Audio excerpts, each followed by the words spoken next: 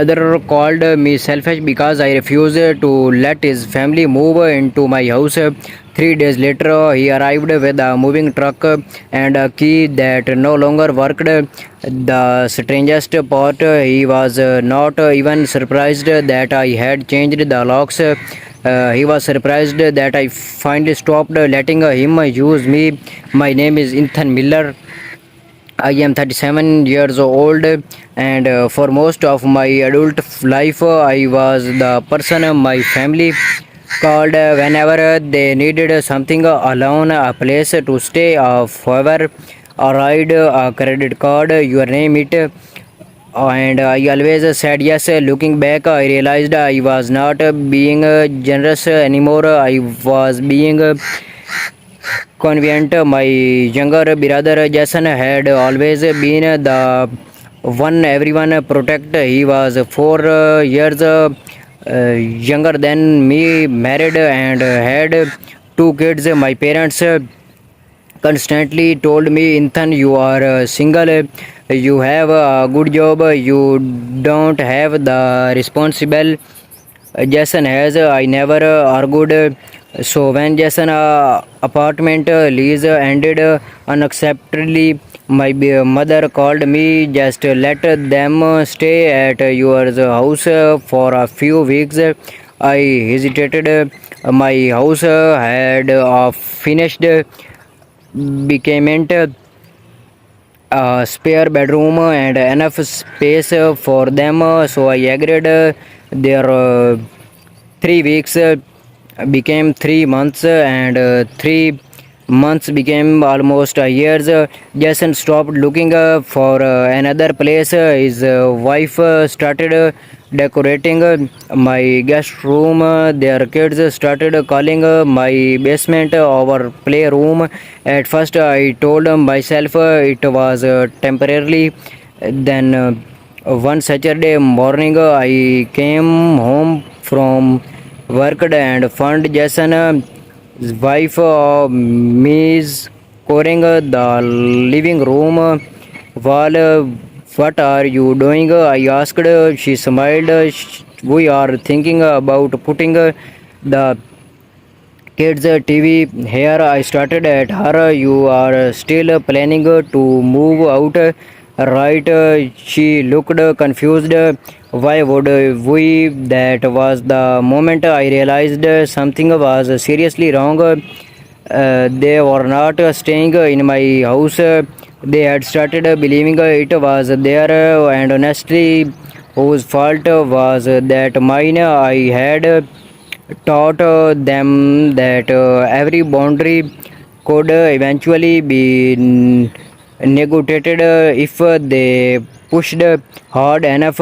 But then something happened that enjoy everything. My father called me one Tuesday evening. Your brother needs one $18,000. I almost laughed. For what? His business? What happened to the business? He made some mistakes. I look around my living room. Jason's children's toys were everywhere. His wife's shows were beside my front door. Their email was sitting on my kitchen counter, and suddenly I realized I had spent years helping people who never I learned how to stand on their own. I cannot give him $18,000. I said. My father became quiet. Then he said something I will never forget.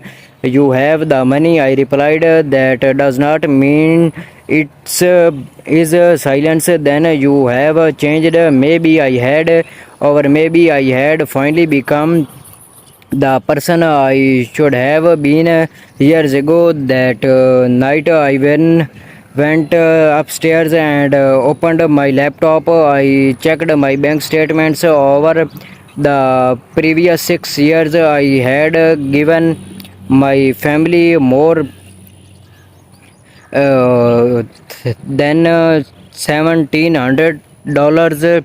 $70,000 rent, car repairs, medical bills, vacations, credit cards, business loan, and almost none of it had ever been repaid. I sat there starting at the number, then I started laughing, not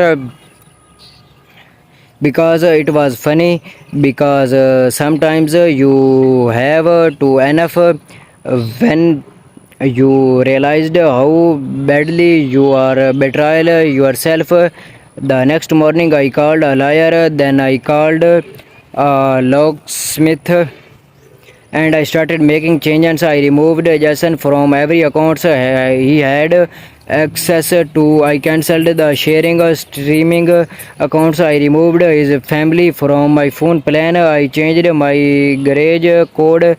I changed the Wi-Fi password, and finally I gave Jason 30 days to move out. He exploded. You cannot kick us out. I looked at him. It's my house, but we are family. That sentence used to control me, not anymore. I said, being a family does not give your ownership of my life. He called my mother immediately. Within 10 minutes, my phone was ringing. My mother screamed that I was selfish. My father said I was bonding my own brother. Even my aunt called and told me I should be more understanding. Nobody asked why Jason had stayed in my house for almost a year. Nobody asked why I had paid his bill. Nobody asked how I felt. They only asked why I had finally said no.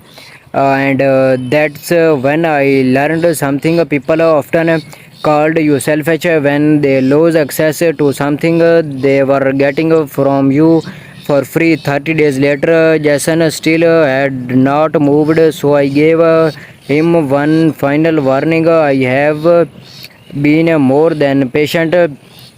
He laughed. You would not actually make us leave. I did not argue. I simply said okay. The next morning, I hired movers. Jason came home from work and found them loading his belongings into a truck. He looked at me like I did not betrayed him. You are really doing this? I nodded yes. His wife started crying. His children looked confused, and for a second, guilt hit me hard. Then I remembered something my best friend had told me. Ethan, helping someone does not mean destroying yourself to keep them comfortable. He was right. I had spent years confusing guilt with love. That day, Jason finally left. 3 days later, I changed every lock, not because I hated him, because I finally understood that boundaries are not punishment, they are protection. 6 months passed. My relationship with my parents became distant. Jason stopped calling, and honestly, my life became strangely peaceful. My paycheck stayed in my account. My house stayed clean. My weekends belonged to me, and for the first time in my years, I could make plans without wondering which family emergency would destroy them. Then one Sunday afternoon, Jason showed up at my door. I almost did not open it, but I did. She stood there alone, no anger, no demands, just tired. I wanted to apologize. He said I did not say anything. He continued. I thought my you should always rescue me. That sentence hit me harder than I accepted because he was right. I had taught him that. I noted I should have stopped recusing for you years ago.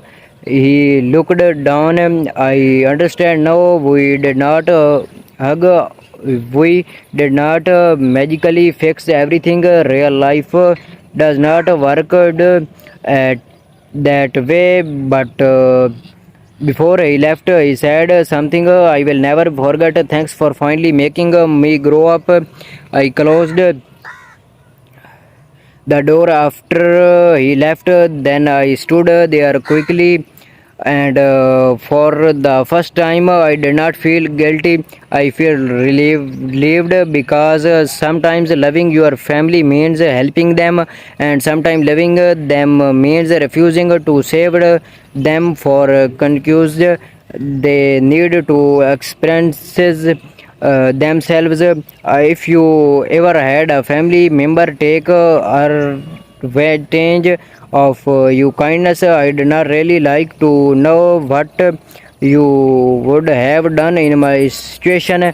Tell me your opinion in the comments, and if you enjoy real life drama stories like this, subscribe to the channel for more stories, because sometimes the hardest word to say to the people you live is simply no.